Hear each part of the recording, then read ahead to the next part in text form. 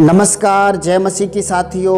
मैं प्रभु में आपका भाई संजय मौर्य आज बात करूंगा माता पिता की सेवा करने और उनकी आज्ञा मानने में आशीर्वाद है के विषय पर, क्योंकि बाइबल प्रभु का वचन इस बात की पुष्टि करता है जो लोग अपने माता पिता को आदर करते हैं, अपने माता पिता की सेवा करते हैं, वे लोग आशीषित होंगे और उनको प्रभु आशीष देंगे प्रभु यीशु मसीह के नाम से। क्योंकि निर्गमन 20 अध्याय 12 आयत में लिखा है, तू अपने पिता और अपनी माता का आदर करना, जिससे जो देश तेरा परमेश्वर यहोवा तुझे देता है उसमें तू बहुत दिन तक रहने पाए। और व्यवस्था विवरण 5 अध्याय 16 आयत में लिखा है, अपने पिता और अपनी माता का आदर करना, जैसे कि तेरा परमेश्वर यहोवा ने तुझे आज्ञा दी है, जिससे जो देश तेरा परमेश्वर यहोवा तुझे देता है उसमें तू बहुत दिन तक रहने पाए और तेरा भला हो।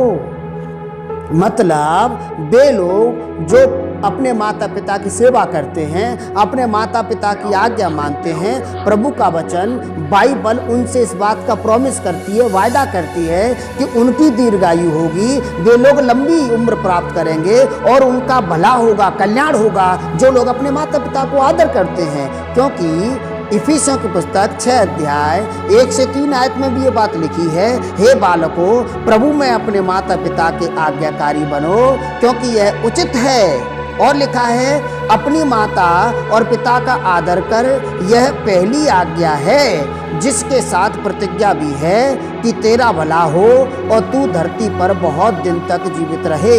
मैं आपको बताना चाहता हूँ, माता पिता का आदर करना, उनकी सेवा करना, ये ऑप्शनल नहीं है, ये चुनाव पूर्ण नहीं है, ये परमेश्वर की आज्ञा है और ये मानना ही चाहिए, क्योंकि ये आज्ञा मानने वालों पर ही आशीर्वाद होगा और ईश्वर उन्हें आशीष देंगे जो लोग अपने माता पिता की सेवा करते हैं और आदर करते हैं। और ध्यान रखिए, ध्यान दीजिए, आज्ञा के साथ प्रतिज्ञा है और आज्ञा ये है कि माता पिता की आप आदर करें और सेवा करें। और जो लोग अपने माता पिता की आज्ञा मानते हैं, बाइबल उनसे वायदा करती है कि उनकी उम्र लंबी होगी और उनका कल्याण होगा प्रभु यीशु मसीह के नाम से। और मैं आपसे ये आग्रह करना चाहता हूँ, ऐसी ही वीडियो, ऐसे ही संदेश प्राप्त करने के लिए आप हमारे चैनल को सब्सक्राइब करें, लाइक करें, शेयर करें, ताकि अगली वीडियो की नोटिफिकेशन आपको मिलती रहे। और मैं आपको बताना चाहता हूँ, उत्पत्ति की किताब में 27 अध्याय 1 आयत से 29 आयत में लिखा है कि इज़ाक जब बूढ़ा हो गया था तब उसने अपने बड़े बेटे से खाना मांगा था, लेकिन छोटे बेटे याकूब ने चोरी से जल्दी उसको खाना बना के दिया, उसकी सेवा करी और जो आशीर्वाद उसे बड़े बेटे को देना था वो याकूब को मिल गया।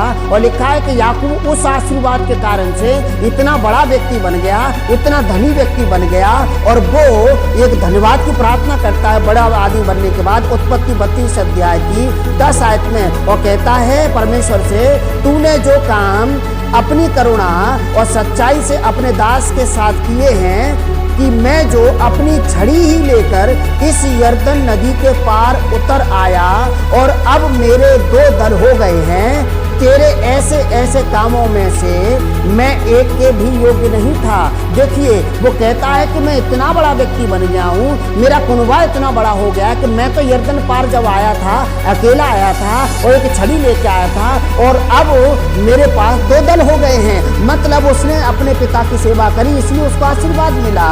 और उत्पत्ति 37 अध्याय 13 आयत में लिखा है, तब इज़राइल ने यूसुफ से कहा, तेरे भाई शकेम ही में भेड़ बकरी चरा रहे होंगे, इसलिए जा, मैं तुझे उनके पास भेजता हूँ। उसने उससे कहा, जो आज्ञा मैं हाजिर हूँ। मतलब पिता ने कहा कि अपने भाइयों को पास जाओ, वे भेड़ बकरी चरा रहे, उनको खाना दे आओ। और यूसुफ कहता है, जो आज्ञा मैं हाजिर हूँ। और वो अपने पिता की बात मानकर अपने भाइयों के पास जाता है। इस कारण से वो मिस्र पहुँचता है और मिस्र में वो खाद्य मंत्री हो जाता है, एक बड़ा व्यक्ति, एक बहुत आशीषित व्यक्ति हो जाता है। और ये इसलिए संभव हुआ क्योंकि वो अपने पिता की बात मान करके गया था। और पहला सामुएल 17 अध्याय 17 आयत में भी लिखा है, यिशै ने अपने पुत्र दाऊद से कहा, यह एपा भर भुना हुआ अनाज और ये 10 रोटियां लेकर छावनी में अपने भाइयों के पास दौड़ जा। और वो अपने पिता की बात मानकर अपने भाइयों को खाना देने के लिए छावनी में गया। और उसके भाई जो है उस समय फौज में थे, उस समय राजा की सेना में थे और युद्ध चल रहा था। और इस कारण से गोलियत को मारने का मौका दाऊद को मिला। और गोलियत को मारने के बाद दाऊद राजा से भी ज्यादा फेमस व्यक्ति बना और वो राजा भी बना। और ये भी इसीलिए संभव हुआ कि वो अपने पिता की बात मान करके गया था। ध्यान रहे, माँ बाप का कहा हुआ एक एक शब्द आशीर्वाद है। उनके शब्दों में भविष्यवाणी है जो नजर नहीं आती है, लेकिन भविष्य में आशीर्वाद होता है। इसलिए आप अपने पिता की, आप अपने माता की बात माने, उनका आदर करें, उनका सम्मान करें, उनकी सेवा करें, आपके जीवन पर आशीर्वाद होगा प्रभु यीशु मसीह के नाम से। और जो लोग अपने माता पिता की बात नहीं मानते हैं, मैं आपको बताना चाहता हूँ, उनकी जिंदगी, उनका जीवन, उनका भविष्य अंधेरे में हो जाता है। क्योंकि पहला सामुएल 2 अध्याय 25 आयत में एली अपने बेटे होप्नी और फिनहास को समझाता है कि आप पाप मत करो, आप ईश्वर की बात मानो, ईश्वर का भय मानो।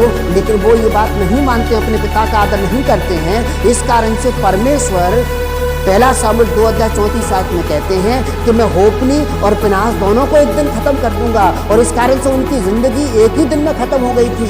क्यों हो गई थी? क्योंकि वो अपने पिता की बात नहीं मान पाए, उन्होंने अपने माता पिता का आदर नहीं किया। इस कारण से उनकी जिंदगी चली गई। और लूका की इंजील 15 अध्याय उसकी 11 से 16 आयत में उड़ाऊ पुत्र के विषय में लिखा है कि उड़ाऊ पुत्र झगड़ा करके अपना हिस्सा लेकर के दूर देश चला गया। और जबकि उसको अपने माता पिता की सेवा करनी थी बुजुर्गी में, लेकिन वो तो माता पिता को छोड़ के चला गया। और इतना धनी होने के बावजूद इतना गरीब हो गया, इतना जीवन उसका अंधियारे में चला गया कि सुअर चराने वाली नौकरी करनी पड़ी और एक दिन सुअरों के साथ खाना भी खाना पड़ा। और ये इसलिए हुआ कि उसने माता पिता को छोड़ दिया। और पहला सामुएल 2 अध्याय उसकी 26 आयत में लिखा है, परंतु सामुएल बालक बढ़ता गया और यहोवा और मनुष्य दोनों उससे प्रसन्न थे।